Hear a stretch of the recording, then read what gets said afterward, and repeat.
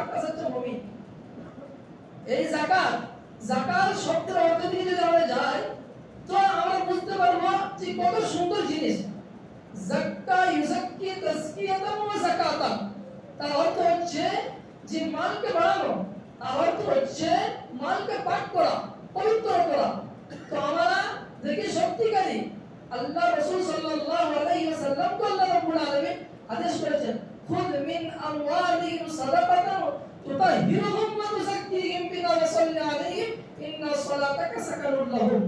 আল্লাহ রাব্বুল আলামিন নবী সাল্লাল্লাহু আলাইহি ওয়াসাল্লাম বললেন যে মুমিনদের কাছে তাদের যাকাত নাও, তাদের সদকা নাও এবং তাদের সদকা নিয়ে তাদেরকে পাক ও পবিত্র করো।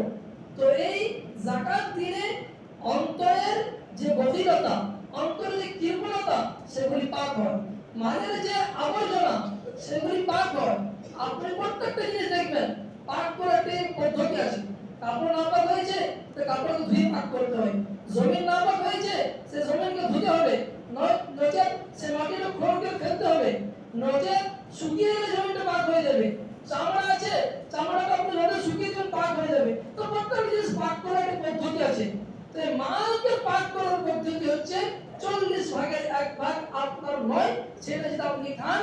আল্লাহ রাব্বুল আলামিন গ্রন্থের মধ্যে বলেছেন, ওয়াল্লাযীনা ইয়াকনিজুনা আয-যাহাবা ওয়াল ফিদ্দাতা ওয়া লা ইউনফিকুনা ফি সাবিলিল্লাহি ফাবাশশিরহুম বিআযাবিন আলীম।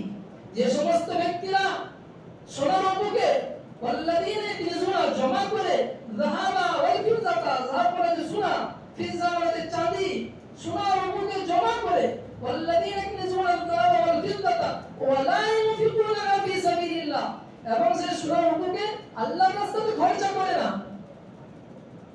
ওয়াল্লাযীনা ইউনফিকুনা ফি সাবিলিল্লাহ ওয়াল্লাযীনা ইয়াকনিজুনা আয-যাহাবা ওয়াল ফিদ্দাতা ওয়া লা ইউনফিকুনা ফি সাবিলিল্লাহ, আল্লাহ রাব্বুল আলামিন ফাবাশশিরহুম বিআযাবিন আলীম, তাদেরকে সুসংবাদ শুনিয়ে দাও।